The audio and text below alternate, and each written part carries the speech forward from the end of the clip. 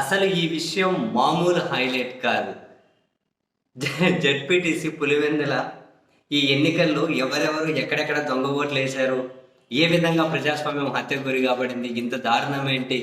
చంబల్ లోయలో కూడా ఇంత దారుణం ఉండదు అని చెప్పి ఈరోజు మాజీ ముఖ్యమంత్రి జగన్మోహన్ రెడ్డి గారు మీడియా సమావేశంలో మాట్లాడుతూ అలా చూపించుకుంటూ ఇక్కడ ఆగండి ఇది హైలైట్ అని చెప్పి కడప కలెక్టర్ గారు చెరుకూరి శ్రీధర్ గారు కలెక్టర్ గారు ఉన్నారు, పరిశీలిస్తూ ఉన్నారు. అది చూపించి తను కలెక్టరు ఆ పక్కనే దొంగ ఓటు వేస్తున్నారు చూడండి అని, ఆయన ఊరెక్కడ ఏ నియోజకవర్గం నుంచి వచ్చి దొంగ ఓటు వేస్తున్నారని చెప్పి కలెక్టర్ గారు జేబులో చేపెట్టుకొని నిలబడ్డారు. ఆయన దొంగ ఓటు వేస్తూ ఉన్నారు. ఆ విజువల్ జగన్మోహన్ రెడ్డి గారు చూపించారు. నిన్నటి నుంచే రాత్రి నుంచే కలెక్టర్ సమక్షంలో దొంగ ఓటు వేస్తున్నారు అని చెప్పి సోషల్ మీడియాలో సర్క్యులేట్ అవుతుంది.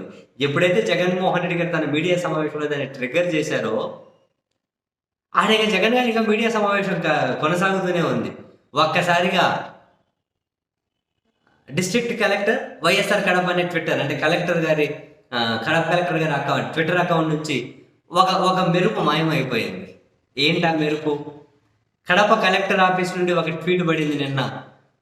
పులివెందుల జెడ్పీటీసీ ఉప ఎన్నిక బైపోల్ సందర్భంగా నల్లపరెడ్డిపల్లి, నల్గొండవరపల్లి, ఎర్రపల్లి, కొత్తపల్లిలో కలెక్టర్ గారు తనిఖీ చేసి పరిశీలించడం జరిగింది అని ఒక ట్వీట్ వేశారు. వాళ్ళు ఏ ట్వీట్ అయితే వేశారో ఆ ట్వీట్లో కలెక్టర్ గారి సమక్షంలో ఉన్నటువంటి దొంగ ఓటుని జగన్ గారు చూపించారు. అలా జగన్ గారు ట్రిగ్గర్ చేశారో లేదో కడప కలెక్టర్ ఏమంటారు ఆ ట్వీట్ని డిలీట్ చేసేసుకున్నారు. ఇది మామూలు హైలైట్ కాదు. ఆ ట్వీట్ డిలీట్ చేసేసుకున్నారు. డిలీట్ చేసుకుంటే ఎందుకు సార్ అనవసరంగా చేసుకున్నారు? అదేదో అంటారే భుజాలు నడుముకున్నట్లు చాలా ఉన్నాయి కదా కలెక్టర్ గారు ట్వీట్లు. ఫోటోలు వీడియోలు ఫుల్ సర్క్యులేట్ అవుతూ ఉన్నాయి.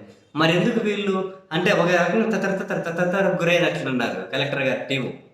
ట్వీట్ అంటే ఏం చేయాలి తెలియక ట్వీట్ డిలీట్ చేసేసుకున్నారు. లేకుంటే కలెక్టర్ గారు అఫీషియల్గా పోస్ట్ చేసిన దాంట్లో దొంగ ఓట్లు ఉన్నాయని చెప్పి హైలైట్ చేస్తారు కదా, అందుకని చెప్పి డిలీట్ చేసుకున్నారు.